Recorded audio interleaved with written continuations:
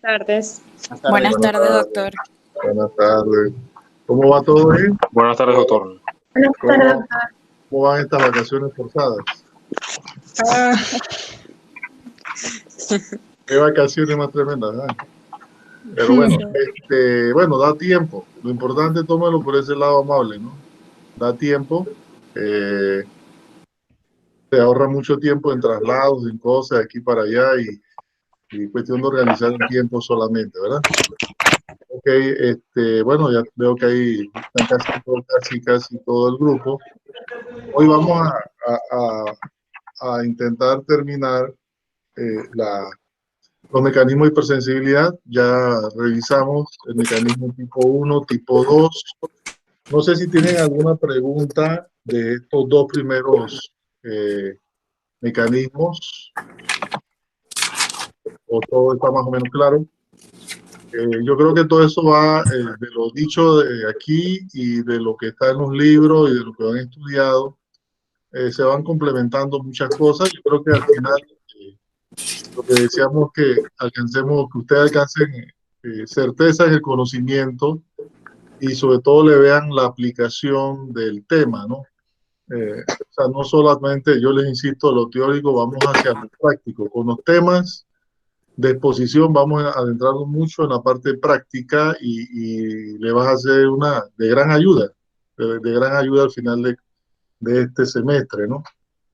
Porque van a contar con algo que yo les puedo asegurar con toda certeza que ese material en las partes positivas que vamos a discutir son materiales que lo van a ver en el futuro y les van a servir grandemente. Y si lo compararían con algún otro grupo que dé inmuno, ese material pocos lo están dando de esa manera. Entonces, la idea era al final traerle esto para su mayor beneficio, ¿verdad? Bueno, si no tienen ninguna pregunta del mecanismo tipo 1 y tipo 2, vamos a marcar el mecanismo 3, ¿sí? Recuerden, en cada uno hay que entender cuáles son las células involucradas, cuáles son los mecanismos humorales entonces que participan, ¿no? Si participa un anticuerpo, si participa también complementos, si hay participación de células como los neutrófilos polimorfonucleares, y así vamos ligando mecanismos alérgicos, mecanismos autoinmunitarios. Y este tercer mecanismo, ¿sí? Este tercer mecanismo es el mecanismo, vamos a apagar el celular, ¿sí? Es el mecanismo que hablamos de vasculitis o daño al endotelio, ¿no? Y ese daño se da por depósitos, ¿sí? Que se llegan a dar o acumular en estas células, en este sistema de complejos antígenos anticuerpos y que se dan secundarios, ¿sí? Ya se dio el complejo antígeno anticuerpo y ahí está, es por activación del complemento. Aquí una buena participación de los polimorfonucleares, ¿sí? ¿De acuerdo?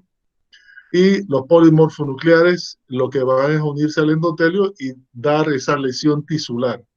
La lesión tisular se daría por, ¿sí? Acción de las selectinas, ¿sí? Que son hay ciertas electinas y algunas también moléculas que se conocen como integrinas, ¿sí? Y las moléculas que también se encargan de la adherencia intercelular o intravascular, ¿sí? Entonces, todas ellas, todos estos elementos moleculares que podríamos aún cuando ustedes revisan y están revisando todos los marcadores de superficie, muchas de estas integrinas y selectinas y que están enroladas en la migración o en la acción, ¿sí? De los polimorfonucleares, ¿sí? Tienen marcadores aún específicos también, ¿no? Y ayuda entonces a saber cómo anda ese proceso de movimiento del polimorfo nuclear, desde el intravascular, que se va al endotelio. Recuerden, todo el proceso que está ligado mucho de esto con la fagocitosis también, ¿no? Al final de cuentas, ¿no? Bueno, entonces, vamos a ver. Seguidamente, vamos a ver, cambio de diseño, aquí. Bien.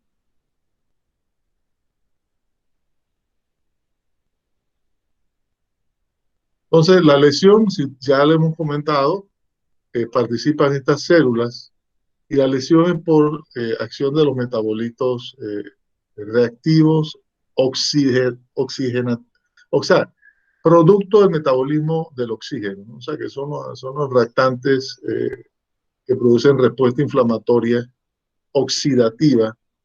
Y el óxido nítrico puede ser también un elemento. Hay radicales superóxidos, hay radicales oxidrilos, hipocloritos. Todo eso cuando revisan el tema de los componentes del polimorfo nuclear, de sus gránulos, ¿sí? Y todo lo que conlleva la degradación de los agentes que llegan a ser fagocitados, o sea, llegan a ser englobados y luego destruidos y fragmentados, son a través de estos sistemas. Y además del sistema oxidativo está el sistema enzimático que se encuentra en los lisosomas.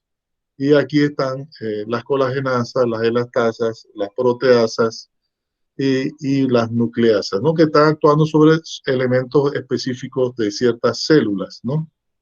Entonces, el endotelio, cuando recibe este influjo de enzimas y de sustancias oxidativas, oxidantes, produce una lesión en particular.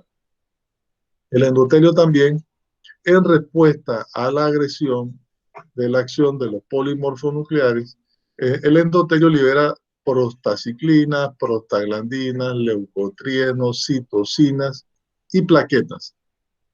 Además de factores que son procoagulantes, como ven ustedes ahí también, y el tromboxano y la serotonina y una serie de mediadores también, y, en particular. Entonces, en esa respuesta, en ese doble de llegada y salida, de acción, de lesión y la respuesta del endotelio ya afectado, entonces se da una mayor respuesta y problemas, digamos, a nivel vascular. Entonces, por eso hablamos de vasculitis, como el proceso inflamatorio que vamos a ver con este mecanismo tipo 3. Eh, Podemos anotar, aquí hay, como está ahí, fenómenos clásicos, el fenómeno de Artus, ¿sí? Y la enfermedad del suero, dando eventos de vasculitis, ¿sí? Entonces, bueno, allí la enfermedad de Artus, el fenómeno de Artus es un proceso que se puede inducir en el laboratorio, podemos inducir vasculitis. Y esto ya traducido en la parte práctica, biológica o en el individuo, en una persona, tomamos como ejemplo la enfermedad del suero, que es simplemente una respuesta de hipersensibilidad donde median los inmunocomplejos, ¿sí? Por activación del complemento y activación de los polimorfonucleares, que da lugar a una serie de síntomas, ¿sí? Y tiene una clínica, ¿verdad? Signos y síntomas, ya que el paciente presenta fiebre, presenta tos, presenta, no es coronavirus, ¿sí? ¿Ok? Además presenta dolor articular, ¿sí? Una serie de detalles, ¿sí? Y que marca el proceso inflamatorio. La enfermedad del suero puede orientarnos a pensar que hay algo que entró en contacto, el plasma del paciente con alguna otra en un momento de transfusión sanguínea, pero también se da mucho en eventos postinfecciosos, ¿sí? Y también cuando el paciente se le administran ciertos fármacos y responden entonces con este tipo de proceso febril. Muchos pacientes hospitalizados, ¿sí? Que reciben medicamentos por la condición que tienen, ¿sí? Eh, eh, digamos, de alta envergadura en el sentido de antibióticos, variados, pueden ser antimicóticos, ¿no? Etcétera, antiinflamatorios, pueden desarrollar la enfermedad del suero estando hospitalizados, llegando por otro tipo de enfermedad, se le aplican las medicinas y el paciente hace ese mecanismo de hipersensibilidad. Entonces tú dirías, bueno, llegó por un cuadro de bronconeumonía o llegó por un evento vasculocerebral, trombótico, ¿sí? Se administran fármacos y el paciente inicia un proceso de fiebre. Entonces, esto para darle un ejemplo y para que se le quede grabado que, y siempre, y es muy fácil de recordar, que no todo paciente con fiebre quiere decir que inmediatamente adquirió un agente intrahospitalario, una infección nosocomial, ¿no? O sea, hay que estudiar bien el plan de tratamiento de cada paciente cuando se evalúa. Se ve la lista de fármacos, ¿sí? La forma que pueden interactuar entre ellos y aquellos que tienen el mayor riesgo de desarrollar un tipo de enfermedad febril como rechazo al mismo, ¿sí? ¿De acuerdo? Entonces todo esto queda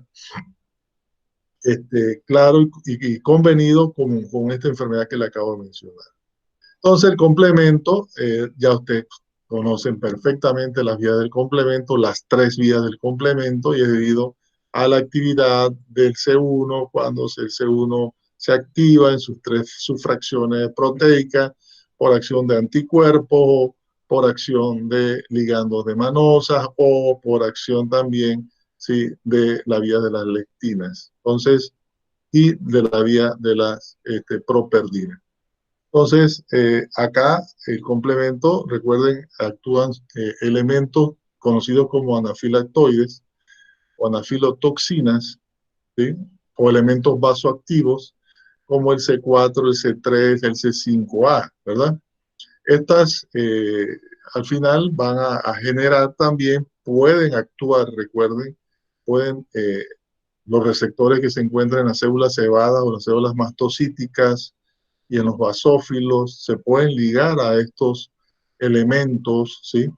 Y esto da una respuesta de tipo vasoactiva. ¿Por qué vasoactiva? Porque la heparina, ¿sí?, y la triptasa son químicos, ¿sí?, que tienen una alta afinidad también por la parte vascular y pueden generar una gran cantidad de situaciones como vasodilatación, congestión, y si va sobre ciertas áreas de mucosa, producir congestión, broncoespasmo, etcétera, etcétera, o acelerar la motilidad intestinal. O sea, todos esos elementos se pueden estar dando en un momento en una misma persona bajo situaciones totalmente distintas, ¿no? También la acción quimiotáxica de los polimorfonucleares se va a activar por la acción de los receptores también específicos del complemento, ¿no? Y la opsonización también se hace mucho más acelerada. Yo podría usar la palabra también agresiva, ¿sí? Y al final, si se acumulan esos inmunocomplejos en el vaso sanguíneo, que podría ser el vaso sanguíneo renal, capilar intestinal, capilar cerebral, capilar coronario, o sea, donde esté, allí hay una respuesta inflamatoria, ¿no? Y ya veremos las consecuencias de esto.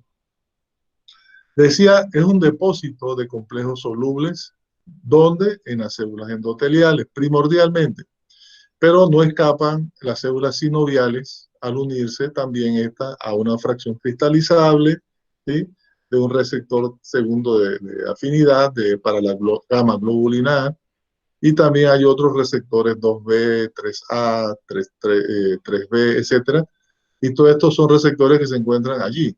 Cuando digo células sinoviales, el sinovio, los revestimientos articulares, y es un punto también importante en estas enfermedades como la artritis, ¿sí?, o formas de artritis, o enfermedades que van asociadas a artritis.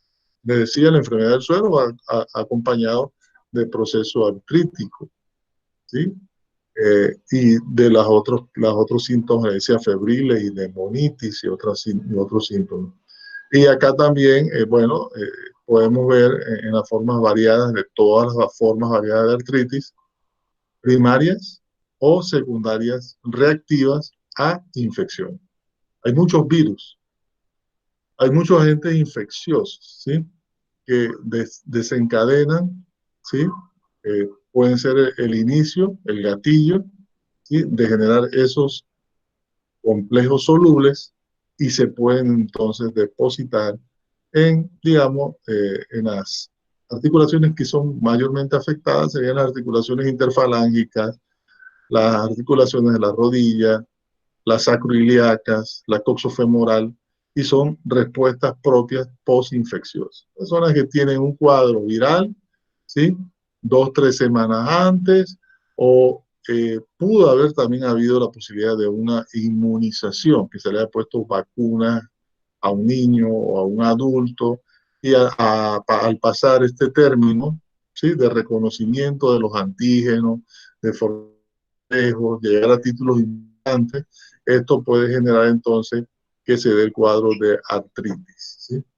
Y pacientes que llegan a una consulta de urgencia, una consulta general, ¿sí?, con dificultad para levantarse, en la marcha, dolor muy agudo en las articulaciones, aún pueden estar inflamadas, que son datos de artritis. No solamente el dolor, ¿sí?, la artralgia, sino también la inflamación que acompaña esto, y dar, si se hace una buena historia clínica, sí, porque la base de esto es la historia clínica, podemos irnos en sospecha de algún tipo de estos tipos de enfermedades, ¿sí? Y no flotar y divagar en enfermedades aún mucho más complejas, ¿sí? Entonces, siendo práctico, una buena historia, el reconocimiento de algo infeccioso, respuesta inflamatoria al organismo y afectación de zonas sinoviales. Entonces, podemos hablar de artritis de tipo reactiva. Los restantes, también lugares donde se da el depósito, podría ser a nivel del mesangio, ¿sí? Entonces, el mesangio renal, ¿sí?, es un sitio de alta capacidad de respuesta inflamatoria porque hay un buen número de sitios receptores allí. Y en el espacio subendotelial, ¿sí?, que se encuentra ahí mismo a nivel renal, ¿sí?, a nivel del glomérulo también, puede dar esto. Muchas de las nefritis, ¿sí?, de, causa por enfermedades vasculíticas, ¿sí?, tienen pronóstico en ocasiones reservado. Algunos pueden ser transitorias, esas nefritis, y otros casos pueden ser nefritis ya de rápida progresión y llegar quizás a un estado, ¿sí?, de pérdida del órgano renal, ¿sí?, y tal vez hasta la necesidad de la utilización, ¿sí?, de diálisis peritoneal, ¿no?, o diálisis o hemodiálisis, ¿sí?, o alguna forma de hemoperfusión para poder entonces salvar la función de lo que ha perdido el paciente, que es la función renal. Entonces, no es raro ver estas formas en el lupus eritematoso sistémico, que es una enfermedad muy típica, extraordinariamente compleja, interesante, variante, ¿sí? No hay dos lupus en una misma cama, por decirlo así, ¿verdad?, en un momento dado. Siempre hay formas mucho más leves o como formas muy agresivas, ¿sí? Entonces, y esas formas agresivas, bueno, pueden llegar principalmente al riñón porque es el sitio de mayor daño. Puede haber daño también al pulmón, a las coronarias, a otros vasos sanguíneos, ¿sí?, a otros vasos sanguíneos también, e inducir también esa vasculitis, ¿sí? No es la única enfermedad vasculítica, como veremos, el eritema nodoso lepromatoso, ¿sí?, ya son enfermedades que eh, están muy ubicadas regionalmente, ¿sí? Ahí solamente hay ciertos sitios donde todavía la lepra, ¿sí?, eh, es una enfermedad importante en salud pública, ¿no? Son lugares donde las condiciones de vida no son quizás las mejores. Estamos hablando de ciertas regiones de la India, ciertas islas apartadas, ¿sí?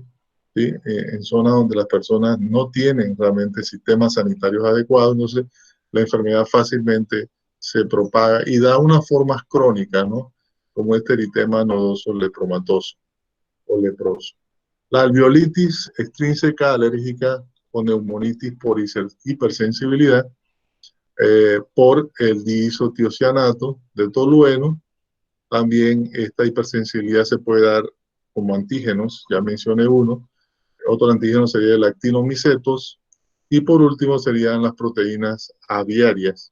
O sea, aquellas personas que están expuestos en lugares donde hay crianza de aves, ¿no? Aquí hay lugares que en la parte laboral podemos identificar sitios donde hay crianza de aves, ¿sí? Eso por un lado. Y segundo, o personas que no es tanto aquí en David, ¿no? No se da tanto en David, pero hay sitios donde guardan, venden, protegen una serie de aves y esto, bueno, entonces ellos pueden, esas proteínas, ser los antígenos que van a producir esos complejos y van a producir el depósito de esas proteínas que, por lo que estamos viendo, estamos hablando de una enfermedad respiratoria. Pero vean que el término dice alveolitis extrínseca alérgica, ¿no? Ese es el primer término que les puse, después de neumonitis, ¿sí? Porque en un principio se decía así, ¿no? Había datos de fibrosis, ¿sí? Al intersticio y al mismo pulmón, al alveolo. Entonces, esto se decía extrínseca porque sabían que era un antígeno externo que se generaba, no era una alveolitis primaria, intrínseca, idiopática, que no se conocía el origen de nada. Después se estudió y veían que habían ciertas proteínas, químicos y demás, y hongos. Bien, esto se le puso un tercer nombre, alérgica, ¿no? Pero se utilizó mal ese término, porque ya vieron ustedes cómo se define una enfermedad alérgica, ¿sí? Totalmente distinto, ¿verdad? Necesita otros mecanismos, otros anticuerpos y otras células que participan. Entonces acá esta neumonitis, ya quédense con esto de hipersensibilidad, ¿sí? Van a llevar al paciente a hacer procesos, ¿sí? Hasta de fibrosis pulmonar avanzada y enfermedad pulmonar crónica y de muy mala calidad de vida en algunos individuos cuando no son tratados a tiempos.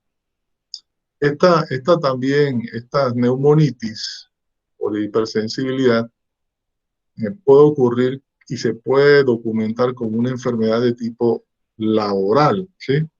En algunos casos, ¿sí? Aquellos que atienden aviarios, etcétera, ya sería una enfermedad de tipo laboral.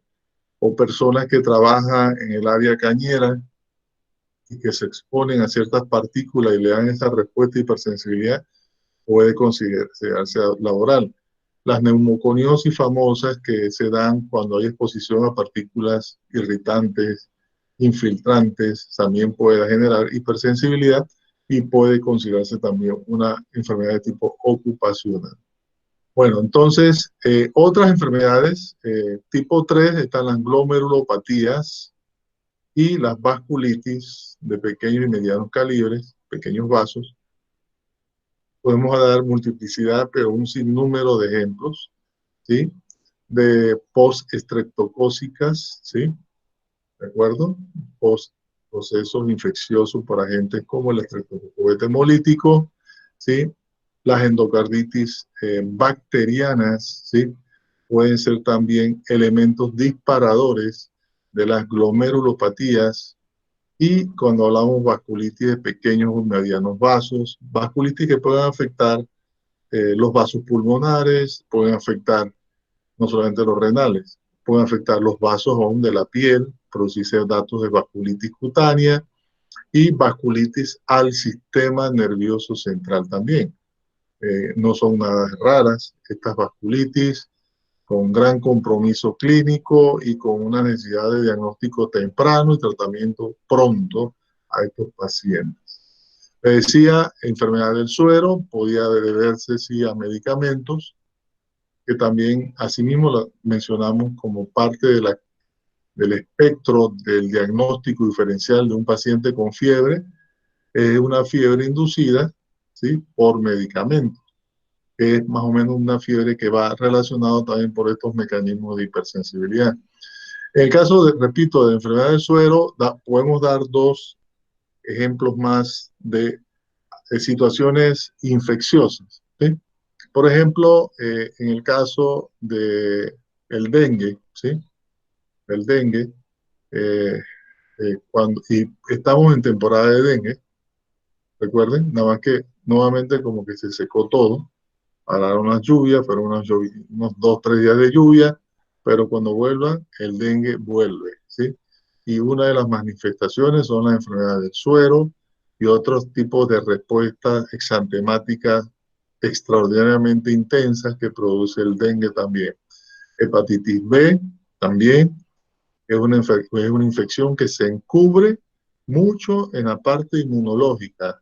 De él nace esto, nace el eritema nodoso, nace lesiones que uno no menos se puede imaginar, hasta síndromes nefróticos ocurren secundario a la participación o a la antigenemia de los anticuerpos que se encuentran contra o van en contra del virus de hepatitis B.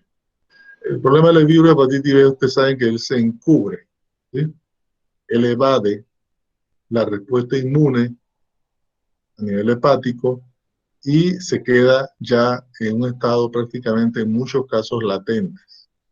En esa lucha contra tratar de retirar el virus de hepatitis B, pueden ocurrir entonces una serie de eventos inmunológicos que es tanto o cual de importante que la misma enfermedad por el mismo virus. Ya no es la acción citopática del virus, sino es la respuesta inmunogénica del virus que se traduce en todo este tipo de enfermedades. Padecimientos también relacionados con vasculitis y autoinmunidad. El lupus, le decía, es el ejemplo más importante, típico y clásico, ¿no? La poliarteritis nodosa, también, que es un pronóstico reservado, ¿sí? Se da en varones, ¿sí? Se da en individuos varones de mediana edad, ¿sí? Y que puede dar una amplia afectación renal, a los vasos sanguíneos cerebrales, ¿sí? O aún inducir una lesión muscular, esquelética por la misma lesión arterial, ¿sí? De perfusión arterial al músculo esquelético de las extremidades. La artritis reumatoidea tiene una variante de vasculitis muy severa, muy severa. Entonces hay que verlo también y considerarlo, ¿sí? Entonces, esto en sí engloba lo que es el mecanismo tipo 3. De ahí hay una serie de ejemplos sobre las enfermedades que se dan con este mecanismo. Y segundo, bueno, de ahí hay mucho más que leer si queremos adentrarnos a la parte clínica, ¿sí? De momento al laboratorio. El laboratorio va a depender mucho del órgano afectado, ¿no? ¿Sí? Entonces, ahí habría que ver si, por ejemplo, una enfermedad de Church-Strauss, ¿sí? Que es una vasculitis, ¿sí? Y llaman, no es tanto eosinofílica, pero es una forma de vasculitis que afecta la parte vascular pulmonar, ¿no? Y así hay enfermedad de Kawasaki en el niño, es una vasculitis también de pequeñas y medianas arterias, ¿sí? Con una afectación bastante interesante y selectiva cuando hay daño, ¿sí? De las arterias coronarias, y es lo que puede ser proclive a un niño a tener una enfermedad cardíaca, ¿sí? Cardíaca, a temprana edad, ¿sí? Y cuando digo cardíaca y con o relación a alguna afectación vascular, como la formación de aneurismas coronarios, por ejemplo, y el riesgo de hacer un infarto agudo al miocardio. Estamos hablando de un niño de 8 años, 9 años. O sea, vean hasta dónde se puede ocurrir ese evento si la persona llega a padecer de esta enfermedad de Kawasaki, que se considera la enfermedad cardíaca más frecuente actualmente en el mundo, ¿sí? Pero sobre todo en el primer mundo, ¿sí? En lugares desarrollados, en lugares que tienen buenos sistemas de atención, ¿sí? Sí, sería la primera causa. Todavía en los tercer o cuarto mundistas, ¿sí? En sociedades que viven con muy pobres sistemas sanitarios, viven en total indefensión, ¿sí? No hay quien vele por ellos, ¿sí? Hay muchos pueblos así, viven solos, ¿sí? Ya todavía las artritis reumáticas y las enfermedades de este tipo pueden generar como primera causa de carditis. Pero acá, en nuestro medio, ya ahora mismo sigue, ya Panamá puede decirse que el Kawasaki sería una de las primeras causas. No por esto no hay artritis o forma de carditis reumática, pueden haber todavía, ¿sí? Si las hay porque hay que pensarlas y poder ver cómo se hacen los estudios y identificarlas. Ahora vamos adentrando al mecanismo tipo 4, ¿sí? Acá en el mecanismo tipo 4 las células son células T, ¿sí? Es un mecanismo muy celular, ¿sí? Muy celular, ¿de acuerdo? ¿Vieron? Es muy celular. Aquí poco privan nada de inmunocomplejos, nada de anticuerpos. Aquí no priva el polimorfo nuclear, ¿ok? El mastocito, obviamente, ¿no? Entonces, la actividad básicamente son de células T cuando liberan sus citocinas, que también se le conocen como linfocinas, ¿sí? Entonces, y eso lo lleva a una acción citotóxica de las células T. Ya ustedes ya saben ver bien y reconocer bien en cuanto a la inmunopatogenia, ¿no? Entonces, Robert Cox detalló la respuesta celular, ¿sí? Ante el Mycobacterium, porque él veía cómo el Mycobacterium iba siendo rodeado, limitado, como cercado, ¿verdad? Por células, ¿sí? Son células típicamente fagocíticas, eran macrófagos sobre todo, y esto generaba entonces una serie de reacciones o de respuestas. Entonces tú dices, bueno, era Mycobacterium tuberculosis el generador de la lesión en aquellos casos de estas neumonitis o estas neumonías por Mycobacterium, ¿sí? O era la respuesta que generaba la presencia del Mycobacterium por acción de los macrófagos, células T y demás. Y diríamos que son las dos cosas, ¿no? ¿Sí? Sobre todo depende si la persona tenía la capacidad inmune, ¿sí? De retirar al agente infeccioso de forma rápida. Y era así, ya lo que quedaba era o resolución de la enfermedad y alguna lesión que quedaba de memoria, ¿sí? A nivel pulmonar, que puede ser la caseificación de un ganglio o la presencia de algún tipo de fibrosis, ¿sí? Eso daba a decir por aquí pasó Mycobacterium y no dejó otra huella, a otras formas mucho más severas, ¿sí? De acción de Mycobacterium. Mycobacterium puede ser realmente muy lesivo, ¿no? Entonces, Chase hablaba del fenómeno celular independiente de anticuerpos, que es lo que estamos viendo en este instante. Antígenos que son inductores del mecanismo tipo 4, ¿sí? Que son inductores de proteínas infecciosas, ¿sí?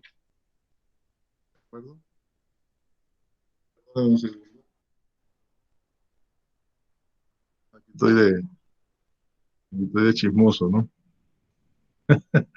Sí, porque hay que estar pendiente ahora mismo, hay que estar, como está todo, esto está restringido a la movilización, pero hay personas que saben cómo movilizarse, ¿no? Y entrar en casa ajena. Entonces hay que estar muy pendientes. Pelen el ojo ustedes también en sus casas. Entonces, los antígenos inductores de proteínas que son generalmente son infecciosas o pueden ser moléculas propias intactas, todo esto puede inducir que las células T, que ya dijimos, generen linfocinas o citocinas. Ya ustedes saben cuáles son las citocinas, ¿no? Y ahorita vamos a repasar esto. Estos son capturados, estos, estas moléculas o estas proteínas, ¿sí? Son procesados por células presentadoras de antígenos, portan el epítope, generan señales de activación celular, ¿sí? Y dan una respuesta que puede ser TH1 y TH2. Aquí, en el mecanismo tipo 4, entra respuesta TH1, entra respuesta TH2, entra respuesta TH17, TH22, ¿sí? O sea, hay diversidad de respuestas. Esto es lo más interesante del tipo 4. Recuerda que podemos dividir en 4 subtipos, ¿sí? ¿De acuerdo? La respuesta TH1, estamos hablando de interleucina 2, estamos hablando ya de síntesis de interferón gamma, TNF, factores estimulantes de colonias, ¿sí? Granulocitos, y también puede haber una respuesta también tipo TH2. El mecanismo Perdone, estoy observando.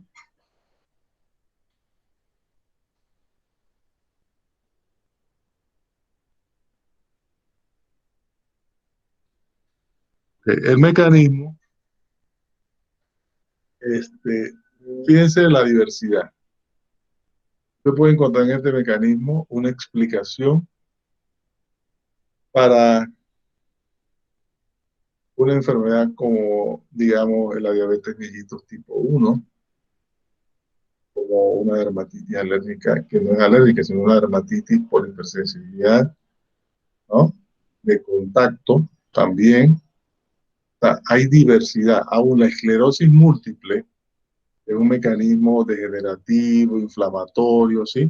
También cabe dentro de las respuestas acá en el mecanismo tipo 4. En el tipo 4 hay una explicación para una variante de dermatitis atópica, ¿sí?